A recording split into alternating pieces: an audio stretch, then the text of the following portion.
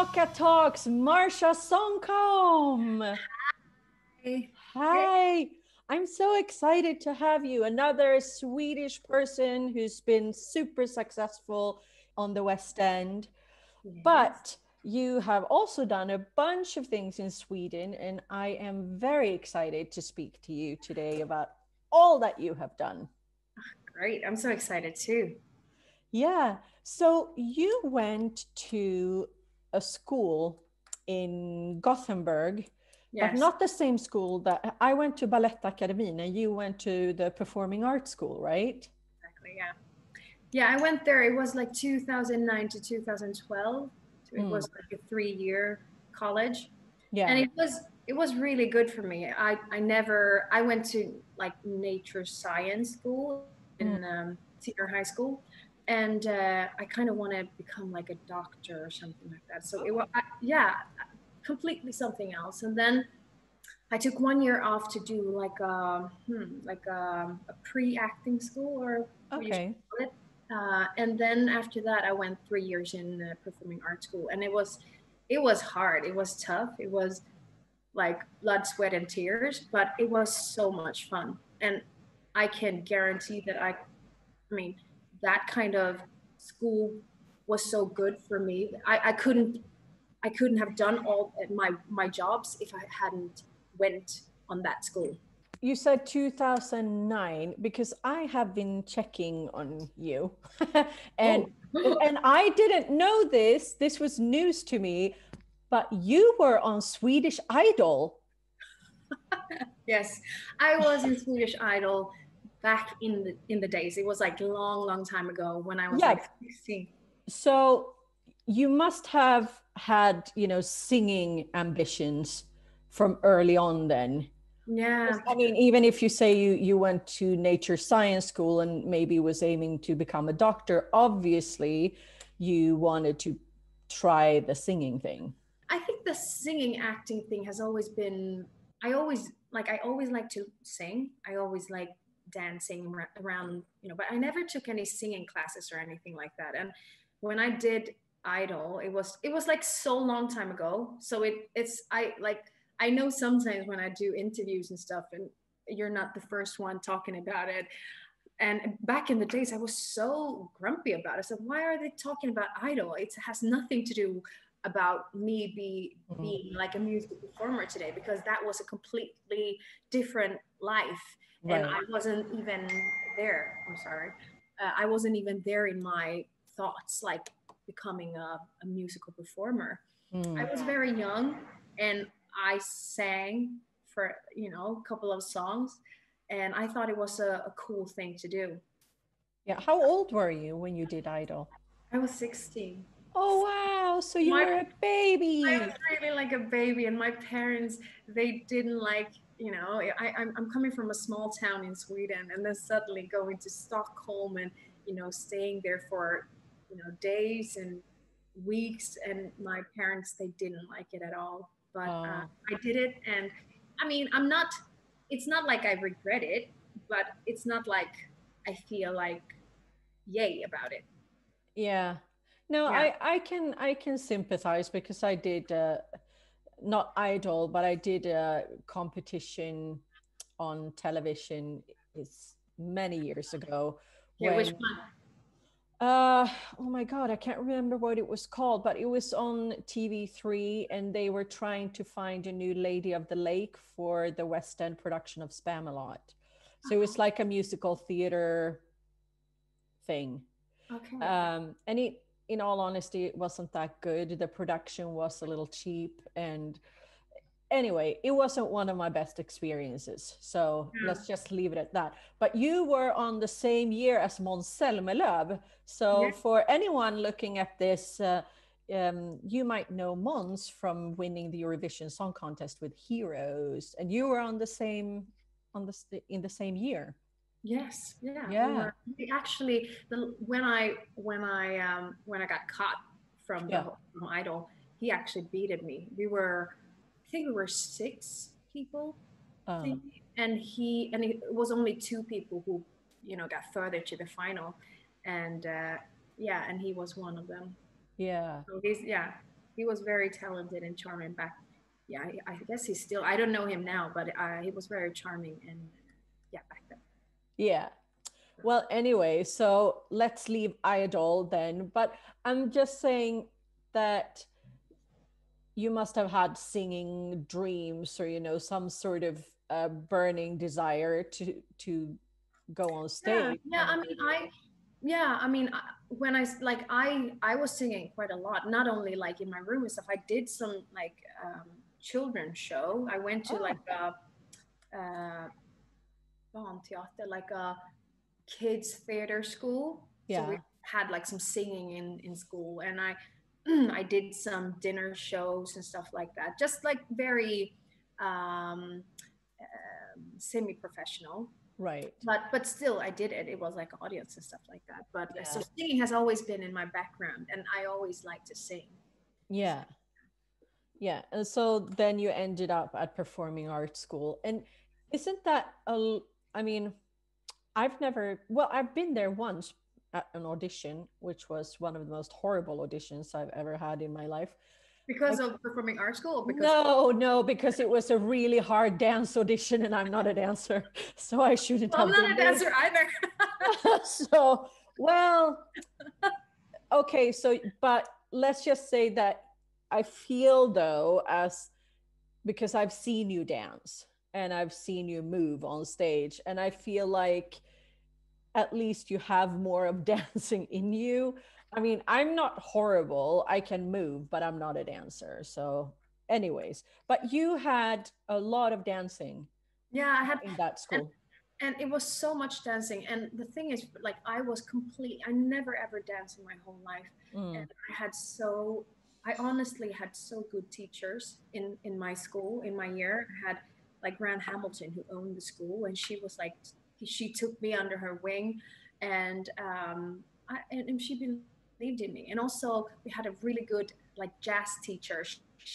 I went to her class, and then also after the class she said like you have to take the evening classes too, and that was not for the school, it was like for the hobby dancers. right. And I was really, and I'm still not a good dancer, but going to that school, at least I got the grounds, like the Yeah.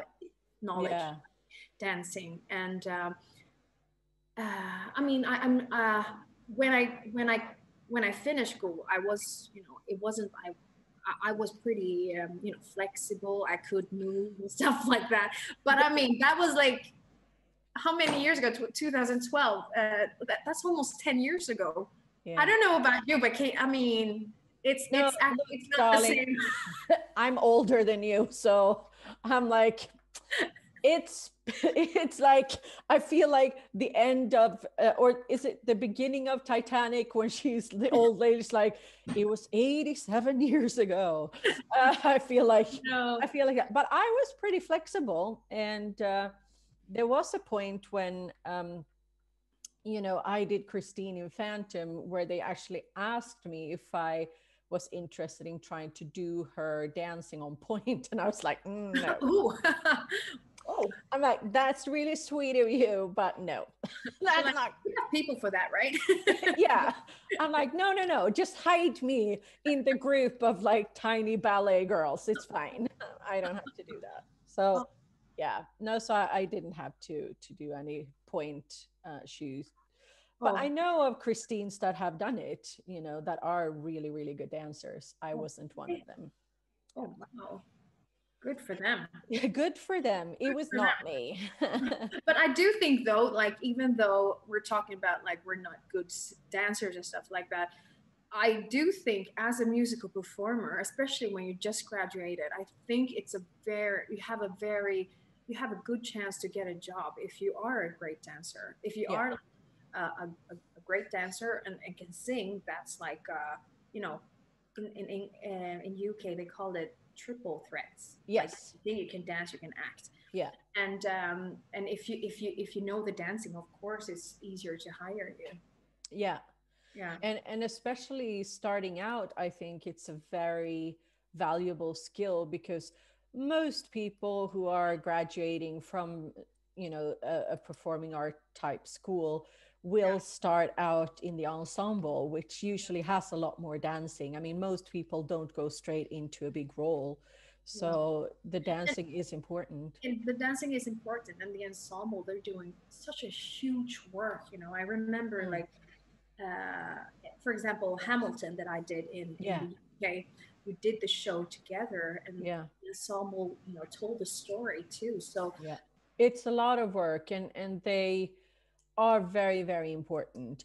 I mean, I think, I don't know about you, I've done most of my work in smaller or bigger roles. mhm, Uh, but that's probably because I wasn't that good of a dancer, you know. mm, And I'm not saying either or is better or worse. It's just, I think exactly what you said. You have a bigger chance of getting work, mm. and more consistent work if you are a triple threat rather than, like just a good singer and actor that can move. Yeah, yeah, So exactly. yeah. So what was your first job after school? My first job after school was Aladdin in Fredericia Theater, which Oh, was in Denmark. yes, and I mean I'm so grateful that I took that job. Or Mm. I had another. I was really like doubting, should I take this one or that one, and then I took a job, a musical job, which was a shorter contract, less money and everything, but that was my passion. And when I Mm. did that job, I met a guy called Johannes Nymark, which is a musical performer, and now he's an actor doing TV jobs and stuff like that. He introduced me to his agent, his English agent, and they were hunting for Asian girls in Europe, or the whole world actually, for doing the premiere or opening of Miss Saigon in the West End. And Oh, okay. yeah, and it was really, so he was so kind to me, Johannes. He just, introduced me to them, and it was so quick. It took me like, I we had like a talk, and then like the week after I got a private audition. So I just, Oh, it was no cue or anything. It was just like a private audition, and then after that it was the finals. It was really, yeah, it was really, yeah, I have to thank him. I'm so grateful for him that he yeah. gave me that chance. Yeah. So He could that's also how, just like, he could also be like, didn't say anything. And the thing is, if you don't have an agent in UK, it's just like, it's not going to work, because you need someone who yeah. Yeah. represents you. Yeah. So you did Aladdin in Denmark and then got straight into your first West End job with Miss Saigon. Is that right? Oh, let me think now. That was, yeah, no, I did Aladdin, and then after that I did like 3 months on Aida, the boat, the cruise ship. Oh, Let me think now. so confusing. Yeah, then I did Miss Saigon in Sweden, in Malmö Opera. Oh. And yeah, and after that, oh God, I'm sorry, Victoria. I did, It yeah, because doesn't it I did doesn't Miss Saigon. really matter. Like we don't need a full timeline of your life. Like, Like, I'm we like, can how was it again? we can draw up a little roadmap of Marsha's career and life and show No, them. no, it was like, you know what? I did Miss Saigon in UK, yeah, and then in Malmö Opera, and then because I did that also, I did Audition at the same time, and then because I did, yeah, now I remember, I did the in Fredericia Theater. They did like the two version. They did one in Denmark, in Fredericia, and one in Copenhagen. They Oh. contract like that. Oh. So yeah, it's being confusing. It's fine. It's fine. It's not that long ago, though. But I do know that you have a baby now. And, when you're a mother to a baby, like you stop remembering unnecessary things. It's just Yeah, like, is the yeah. baby still alive? Okay, good. Then that's it, really, You're in for the your day. own bubble, and then you're like, yeah, exactly. You know how it is. I know. I have two of them, and they're growing up now, though. So, yeah, It's so cool. still a lot of work. I will tell you that. when they're tiny, you can just lift them up and move them, you know, if Yeah. they're happy or if something happens. When they become teenagers, not so much anymore. Oh, Like yeah. my daughter is taller than me now. I can't like lift her up when she gets mad or I know. I mean I can try, but How old is she now? she's gonna be 15. Can you Yeah. imagine? And my It was son is like when gonna I be did 10. Idol. Yeah. Yeah. Can you That's imagine? crazy. He was a baby and I was a baby. So yeah. Yeah. But you did it. It's super cool. Okay, so you were in Miss Saigon then at Malmö Opera before the West End. Yes. Yes. And what did you like? Were you in the ensemble or what did you play? So in Malmö Opera House, I was ensemble. Yeah. And then in the West End, I was covering for Gigi. Okay. Like yeah, she sings "Movie in My Mind." It's like one of the first. Right. Yeah. Yeah. So it was a revival of Yes, it was Miss a Saigon. It revival. was the revival. Yeah. Okay. Original revival. Yeah. As they say. Yeah. Like Okay. yeah.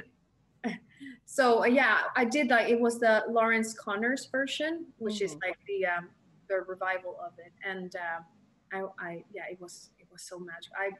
I really love that show. I really love Miss Saigon, and even though I've done like over thousand shows of Miss Saigon, I still like listen to the music quite a lot. I think it's beautiful. Yeah. So was that the version that they also filmed? Yes, Yeah. exactly. Okay. 25th version, yeah. Yeah. 25 years, yeah, opening version, yeah. Cool. How long were you in Miss Saigon for? Was it a year or longer? No, it was like so. I did Miss Saigon in the West End as a first cover for Gigi, and then after that, I took over the role. So I played Gigi, and then we closed the show, and that was almost 2 years or something like that. Oh. And then after that, I did the UK tour, which was just I think I did like I was just meant to open the show, and I opened the show, and then because after that I went to Hamilton, so I just opened the show, did some great pictures. You know, you had like the fish, how do you say it, like a Posters. poster, and it was like really cool. And yeah, and then after that, I just finished my contract. That was part of the contract. Oh, okay. Yeah. So was that your first time playing 8 shows a week? Yeah, I mean, in Denmark it was pretty full on, but I think it was like 6 or 7 shows, and it wasn't like 8 shows per week every week. It was like I think in Sweden and Denmark the contracts are just shorter. In the West End, it's like 8 shows every week for years and years. So when I did Miss Saigon, it was 8 shows a week, and it was pretty. You know, I love working. You know, I'm longing for working again, and of course it was sometimes hard, but most of the times I just enjoyed to do all the shows. Okay, let's get into Hamilton, because Hamilton is like one of the biggest musical theater successes ever, and especially in the last few years. I don't know exactly when it opened. Sometimes I feel like time flies so fast. I'm like, oh, it opened last year, and then you're like, no, it opened 7 years ago, and you're like, oh. But anyways, Hamilton is one of the biggest new shows to come out in musical theater, and it must have been so exciting to be part of that show. Were you part of the original UK cast? Yeah, I was original UK cast, and I was the standby for the Schuyler sister, which was Eliza, Angelica, and Peggy. So yeah, that was very new for me. When I was in Aladdin, for example, I was covering for Jasmine, and it's like one part that you have to remember. Yeah. Now you have to remember 3 parts, and you have to be like, I remember one. It was a matinee. I was planned to play Peggy or something like that. And then my company manager, after the show, she just said to me, like, you know what, you have to go on for Eliza. And my Peggy mind was just that, okay, now I have to think of Eliza. And Eliza was a bigger role, but it's also different harmonies. Yeah. And Oh God. Yeah. Hamilton, for example, had a song. They have a song called Schuyler Sisters. Yeah. It's basically a trio. So like the three sisters singing like after each other, and you just have to memorize who it is. You have to think ahead all the time, and not only that, you also have to sing in different harmonies. Like Eliza, she's the top, she's soprano, Yeah. and you have to remember that Angelica is middle and Peggy is the bottom. But sometimes they just switch. It doesn't make sense. Sometimes they just switch, so suddenly Peggy becomes the middle. Right. You have to Right. just remember it. So it was, oh, I was really like doubting myself. Like, can I do this? Is this even possible? Also, like the paths, like the stage was like, how a stage. Yeah. Sometimes like the small, not the big numbers. You just have to remember, okay, Eliza have to exit stage left on this wing and not the Yeah. Yeah. back of the wing. And it was, yeah, I don't know how I actually managed to learn them, but it was fun. I felt alive. Yeah, for sure. And I mean, I've seen the show. I've only seen it once, and I saw it on Broadway. And first of all, it's a fantastic show, but I mean, it's really hard singing. And because we're thinking of doing the Schuyler Sisters number in From Broadway to Duvemåla, Oh yeah, yeah, like making our own version of it, because it also feels a little like it's a great number, but I don't know if we have. I mean, the women can absolutely do it vocally, but I'm worried about one of the guys work. rap. No, but like one of the guys rapping it because it's like. But I'm just saying, like Angelica has a lot of almost like the very typical Lin-Manuel Miranda rap rhythm things happening. Yeah, the rapping. It took me, to be honest. I'm not a natural rapper. Now you I mean, are. it is, uh, and it took me quite some time to learn it, because I have to, not only you have to, sing the right lyric, you also have to do it in the right rhythm, and Yeah. also be on the beat. You cannot be in the back of the beat, or not in the front of the beat. You have to Right. be just there, and then on top of that, you also need to act, and the Yeah. thing you're saying has to mean something. So I had to learn bit by bit, like one part first, and then I have to, okay, what does it say? What do I want to say with this lyric? Yeah. Because even though you're just you know this, like you can sing a song, but then if you don't know what you're saying, then it doesn't mean anything. Then it's Right. completely, yeah. So I spent a long time learning that song, Yeah, I like can a year. imagine.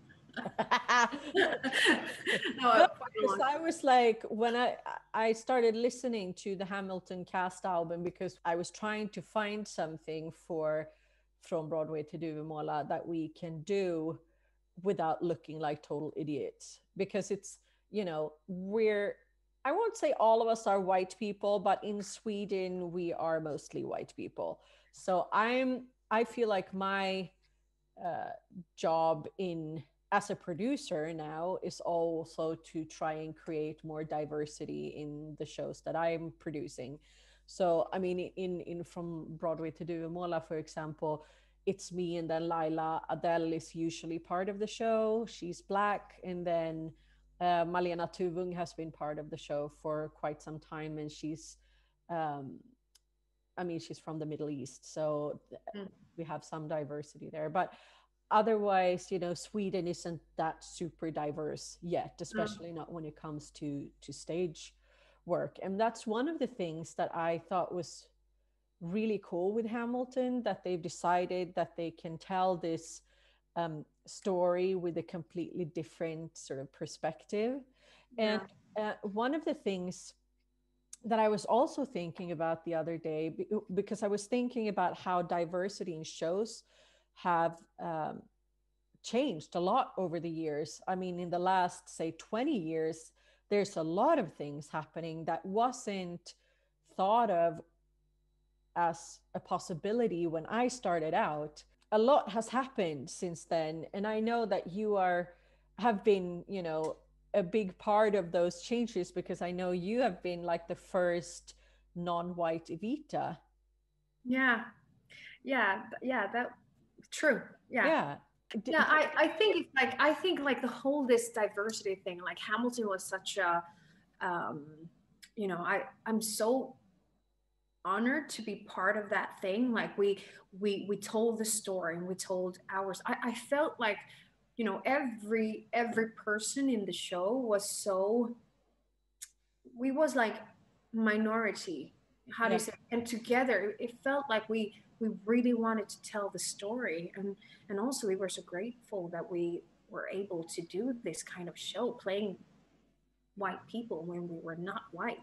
And so like it was a great thing doing that every night on stage. And I think most of the shows was really like really spectacular, even for us, like it was Yeah. amazing. Yeah.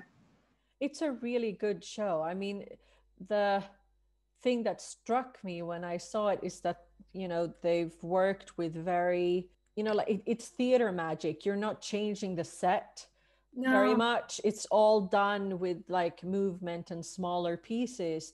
Yeah. And I think that's a direction where musical theater is heading now, because I remember back in the day when, Andrew Lloyd Webber had his like, um, big era, so to speak. Yeah. I mean, he's still here, but when he was like really pumping out hit after hit after hit, Yeah. then, you know, the Cameron Mackintosh shows that came out in the 80s and 90s, they were like, in a lot of ways, really focused on the set design. Yeah. With Phantom, the chandelier falling, or in Exactly. Yeah. Miss Saigon. Did you have a helicopter in the new version? Yeah. Yeah. Yeah. Yeah. Yeah. Completely. Yeah. And Yeah. that was so cool how they did it also. Yeah. We used like both a helicopter and a screen. So we, Oh, yeah. But I cool. agree, the whole thing with, it was so focused. I think it's a different era back then, when everything has to look like big and stuff like that. Like Hamilton, for example, they just, it was nothing about it was just, like, it was almost the same clothes. It was just like different kind of movement, telling different kind of things. Yeah. For example, like we had a show called Helpless, which was Eliza's version of it. And then Eliza's sister Angelica sings Rewind. And with just small things on stage, we just rewinded everything. And then suddenly I know. lights comes on, and then it's Angelica's version. And this is what she wanted. This was her version. And it was like, I'm getting goosebumps now, because That is one of the craziest things I've seen. I'm like, I would want to see that over and over again and just sort of pick apart what are they actually doing? Because when I saw the show, it's like, how did they do that? That was yeah. really cool. And you saying that you had to play all of those sisters, switching between Angelica and Eliza in that scene would be murder. Yeah, I mean, I remember first time I went on for Angelica, and Yeah. like I said before, I'm not a natural rapper. I was it was so quick, and I know if I just stumble on one word, everything's gonna be It's over. it's over. So I was there, and then suddenly she says rewind, and then she puts up the glass, and then my friend Rachel Ango, who played Eliza, she just looked up to me. That was she's supposed to do that, and she just looked up to me, and then she was just like, "Go get it." Her mic was off, but she just looked at me, and I got so inspired. It was just like, I can do this, and then it was So yeah, it was so much fun, but I was nerve wracking. I was so scared. Yeah, but I think that's one of the amazing things with the job that we do is that every night or every show, depending on what you're doing, you have to decide to just jump off that cliff. Yeah. You know, because people ask me, I don't know if people ask you this, but they ask me, do you still get nervous? Yes, I still Yes. get nervous. I still get nervous every time, but it's a different kind of nervous. I'm sometimes thinking of it as, you know, a racehorse in the stalls before the box opens, you know, or Yeah, and the thing is, like, for me, like, if I wouldn't have been nervous, then it's like I'm nervous every show. Like, I every show I'm more or less nervous. Sometimes it's more, sometimes it's less. But I think it's good to be nervous, and I think it's good to use that nervousness. nervousness. We Yeah. just made that word up, but you get it. So Yeah. No, but the thing is, like, also, like, audition, mm, you know, everyone's asking, are you still nervous? I'm like, every time. And yeah. the thing is, like, you're gonna go into a room and it's, you know, people are sitting there and you're gonna judge you for what you're doing. It's not like Mm. you're going there and, like, feeling completely awesome every time. But I think that nervous, you know, like, you going in there and you can only do the best thing. You know, you can work on your songs, you can work on your um, you know, how you're gonna act, and if you can dress up, like, you know, help to help the people, you know, can dress up and stuff like that. But the thing is, like, that mental, like, the mental, yeah, becoming a nervous, you know, you can't, it's hard to practice on that. Yeah. But I think, like, if you can learn to use that in a good way, they have a much bigger chance to do a good job. Yeah. Because I know lots of, like, I have so many great, you know, classmates in my school and friends, and they are great. They're amazing, and they can tell, they can sing, they can do everything. But, you know, when they're in the in the room, in the audition room, it's just like, it's stuck. They feel trapped, Yeah. and then they can't show anything. Yeah, it's a different kind of nervous, I think, when you're in an audition room. Yeah. Because there's, for me at least, it's because it's less people. Mm-hmm. So, and there's a lot riding on the result. You know, when you're in the middle of a show, the show, like the train is already moving, so you just have to keep going, you know. um so I feel like I judge myself less Yeah. in a show, because then I've rehearsed, I'm prepared. I mean, Yeah. Yeah. Yeah. it's not like I'm not rehearsed and prepared for an audition, but it's a different thing, it's a Yeah. different feeling. It's also like being judged. Like, you're still doing a show. It's like people are buying that you're not. It's not Marsha. It's not Victoria. It's Evita. It's Eva. It's Gigi. Or it, like, you know, they're in Yeah. that bubble already. But, like, when you're in a room, you need to present, Yeah. this is what it could be, but you're still yourself. You know, you're coming in, you open the door as yourself. How was your audition for Hamilton? Were the Americans there? Did you get to meet Lynn Yes. Manuel Miranda? Whoa. Yes. And yeah, and I also met, for me, like, Alex Lacamoire was, he's just, did you know that he's deaf? He's half deaf, like 20%. He can only hear 20%. Whoa. Alex Lacamoire is the one who was the writer, like, for the music, like the Mm. composer, Lin Manuel then. And the way he worked in a room, he was like, he knew exactly what he wanted. You know, it was, he went in there, and also Lynn, you know, they know what they want, and Yeah. they also, like, I think it's a talent to know what you want, but also tell, if you're looking for something, and then Yeah. you have to tell these people, I would like it to have it like this, but make it your version of it. And Yeah. that's a very it's a I think you need to be really talented to be able to do it in such a creative but also inspiring way. Yeah. So what did you sing for your first audition? My first audition was Breathe from In the Heights, which I was like, yeah, you wrote it. And he was like, I know this song. So but it was like a good vibe. It wasn't, you know, you don't want to go into a room and be like stiff. It was very easy going. I sang my song, and it felt good, and then you continue singing the song. And when I did audition for my part as a standby, I had to be, I think it was 12 songs in total. So you go in there and you have to like do songs after songs after songs in different character.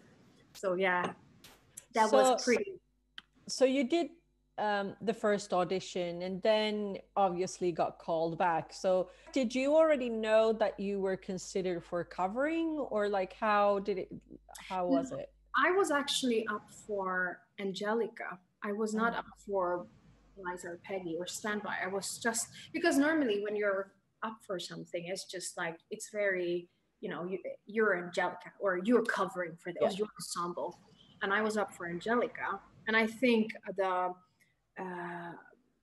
that character, which is like quite feisty and strong, independent woman, and know what she wants, but still, can be vulnerable.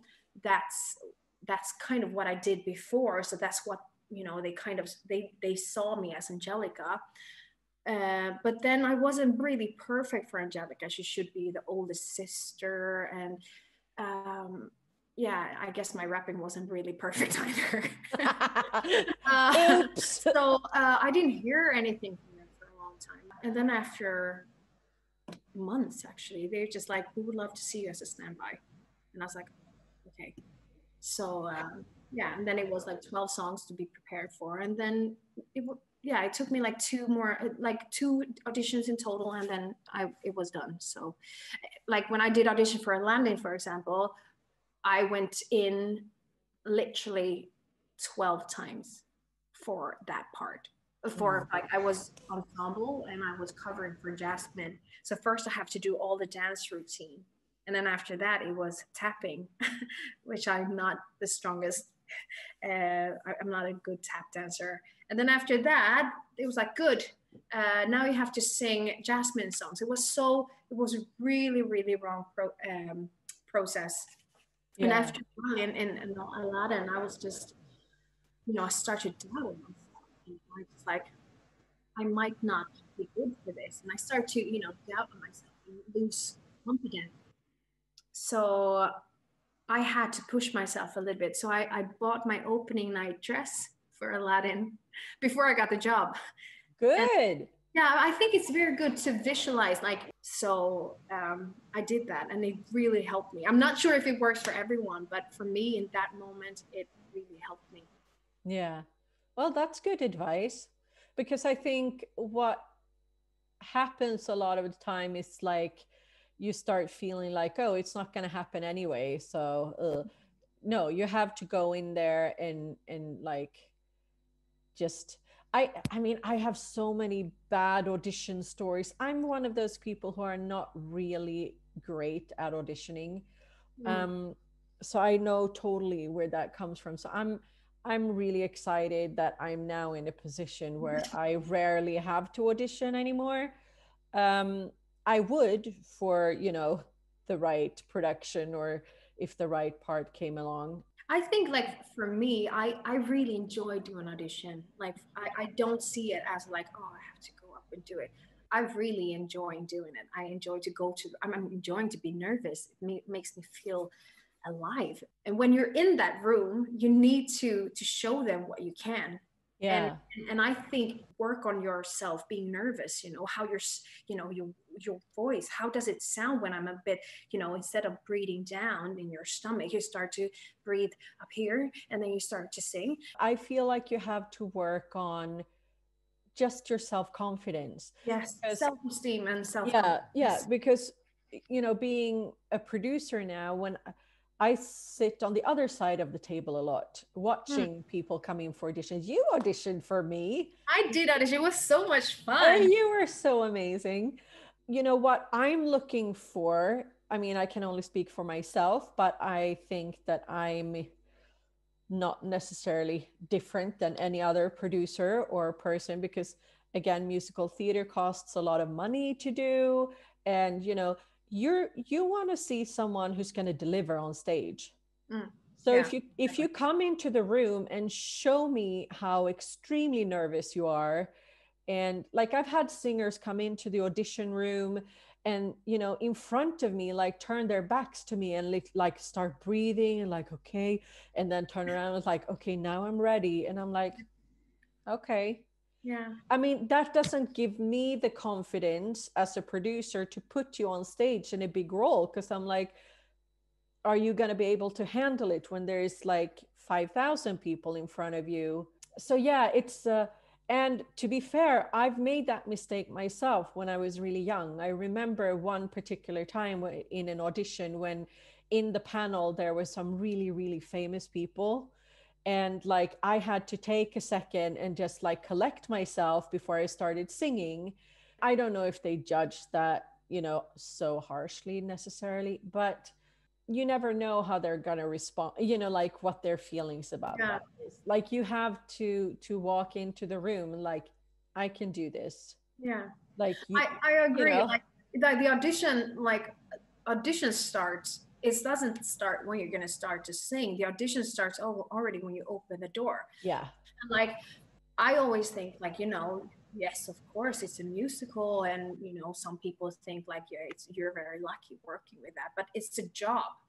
My job is to go there and doing a great job, but also be a good teamwork, you know, like I have player, colleagues and stuff like that. You need to respect your colleagues and stuff. And I think if you are a person that people would love to work with, yeah, you know, then it's also going to be like, if you know this person doesn't come on time, hard to work with, you know, and then you have someone who's like, yeah, great person, and they're similar, you know, how they are on stage, like, or something like that.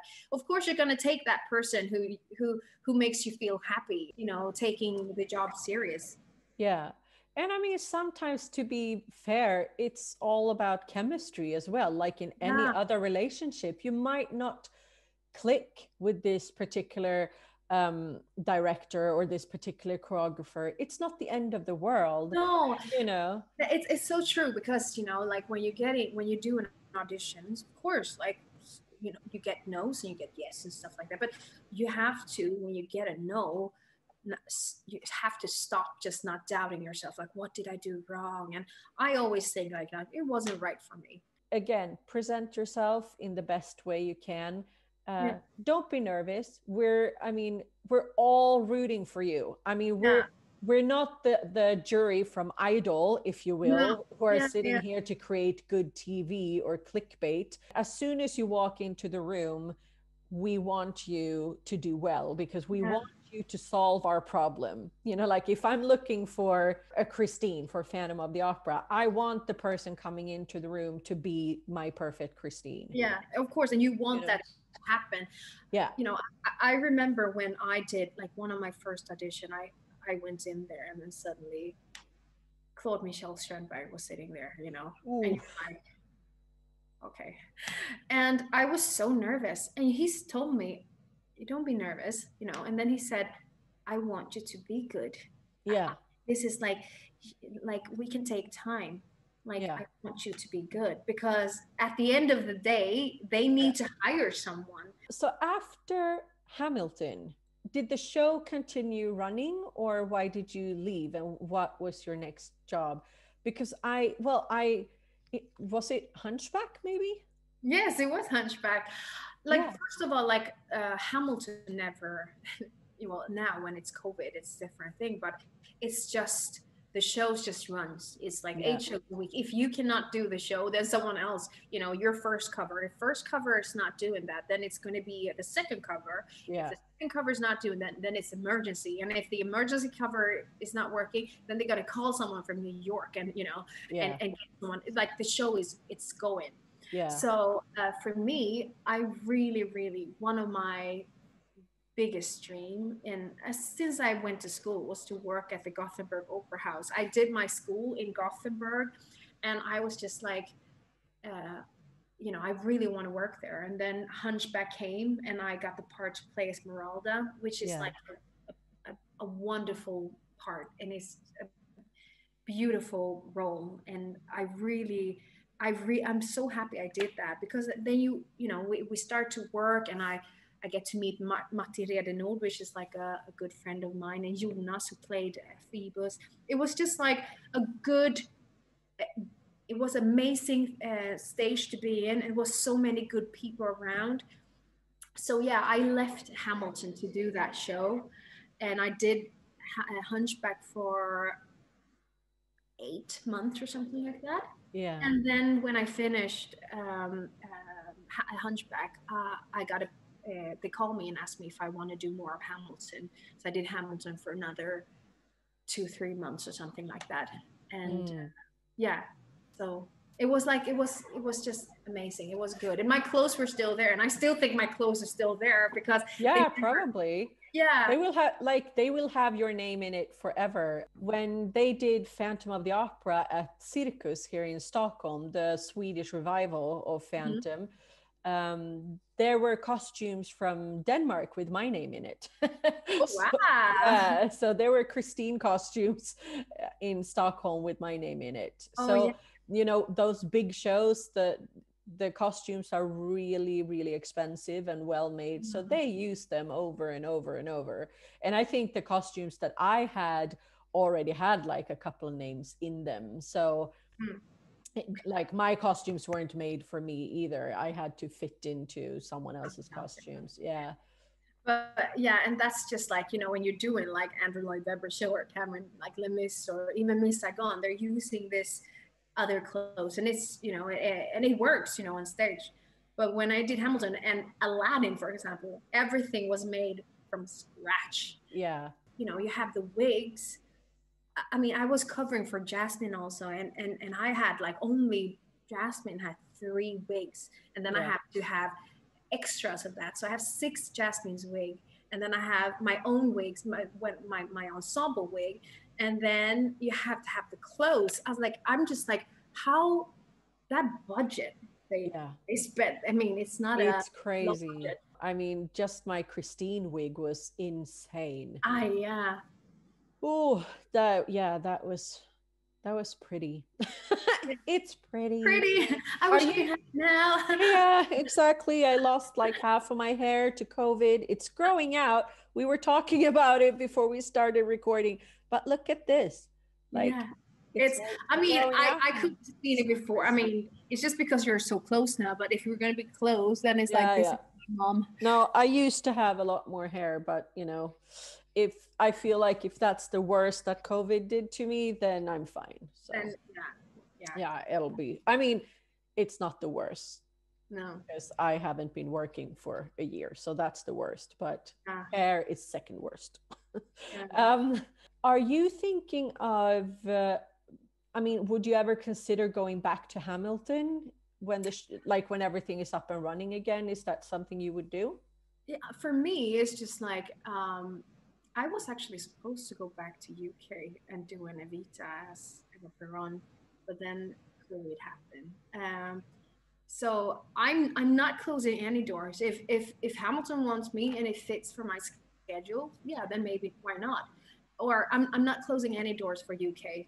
No. So I'm sure I will work there again one day. So it's different now when you have a family, but I know. I think it's what you're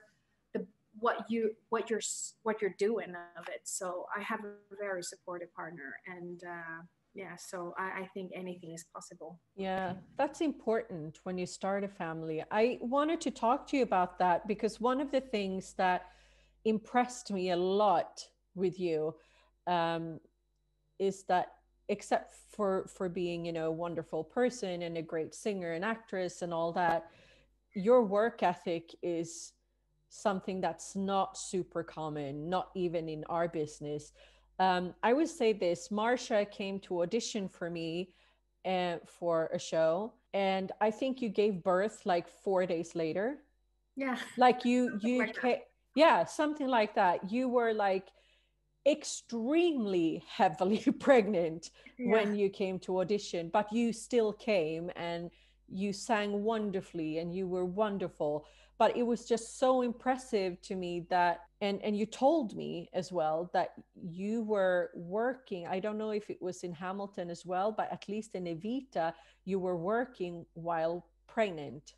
Yeah, I was working up till I was 7 months pregnant. Yeah. And I mean, it wasn't easy, but I had so much fun. And luckily, I had a great, like my pregnancy, I was working in a Hunchback, I was working in Hamilton, and also in Evita during my pregnancy. So, like for me, I think it's like if you're lucky enough to be feeling good, which I did, I just like we the whole time we had like like someone who was ready to cover it for me. If I was like saying no, I can't do this, then someone else was ready. Mm. Everything was prepared, and it was great people there, and they I think that that's the whole thing. You can't see pregnancy as I just want to make a point that if you're feeling good, then it shouldn't be you. Of course, it's like on you're deciding, but I didn't want my pregnancy to be like how do you say it? Like something I need to Like like something to get back. limit you. Yeah, Yeah. exactly. Um, and I really enjoyed being on stage. And I mean, I was big. You know, I remember I was singing "Don't Cry for Me, Argentina." I was standing there, and in my production, Ava had like normally she had this white big dress and blonde hair and stuff like that. But in my production, just for that scene, she was just she just had a bra and panties, like a under. Oh. And the director, Jamie, he was like, no, of course you're gonna have that too. I was like, sure. So I was standing there, and it looked fine until I was standing on the side. They could really see my belly because, yeah, it was just like, yeah, you could really see my belly. So you know, it's you just have to like as an audience, you just have to. I think that's wonderful. I mean, Yeah. I'm Asian, and I don't, you know, it's not. I don't think it's been many Asians before playing Ava, but you know, you can. I was pregnant also. And you, as an audience, you just have to like, this is a play, this is a story that's we're gonna tell. So you kind of just buying that anyway. So you know, Did anyone like from the audience ever, I don't know if you ever met any audience members, but did they ever comment on it or like ask you about it? Like, yeah, because after the shows, you know, the stage door, you have to. I met some. I met the audience, and they want to take pictures and stuff like that. And the yeah. beginning of the show, when we started, I wasn't that. I wasn't that. I didn't reveal so much of my belly, so you could see. It just looked like I was a bit gassy, or A little bloated. yeah. But so when I said like, yeah, I'm pregnant, they're like, oh wow, really? So but at the end of the contract, you could really tell, like when you go to a theater, even us, you know, going to theater, you just like you sit there, and then suddenly for me, I just like everything come to me and let it uh, tell the story while I'm Yeah. sitting there. So after a while, maybe they noticed it in the beginning, but then after a while, I hope they just zoomed out and just didn't think that I was Asian or I was pregnant. And I think that's like with a whole colorblind cast. I think that's wonderful, you know, that you can actually do a show and not being limited just because you have some color or But I remember you telling me that there were um, people in our business that were at least asking questions and were maybe not totally positive no, about the whole pregnancy thing. Do you yeah, think that's because they're not so used to people yeah. working No, pregnant or? I can tell you, like I was in the West and doing 8 shows a week and stuff like that, you know, the whole shebang. And I only met one girl in like 5.5 years that she got pregnant, and she never came back. She could never come back to work because it's so many people. Like it shows, of course, but so many shows, but also it's they have so many people in Sweden. We have performing arts schools, Balettakademin, we have Artisten, and we have, you know, maybe a couple of more school, but it's not that many. In over there they have, I mean, I can count 10 directly, and in every year they take like hundreds, you know, hundreds Yeah. students. So it's a lot of people there. And of course, if you're pregnant and you're not fit to do a job, then there's so many people who can actually do your job. And I remember it was tough, I'm not gonna pretend it wasn't tough. It was the toughest with Evita was not that I was on stage being pregnant. The toughest was all the expectations from the people around me, who was like, you cannot do, you're pregnant, you Yeah. should, or that was hard for me. Like normally when you are a first cover, an alternate or whatever, that's your position. But somehow because I was pregnant, it was just like, this can take away, like this can go away like this. I can suddenly not do this anymore. I need to be on the top the whole time.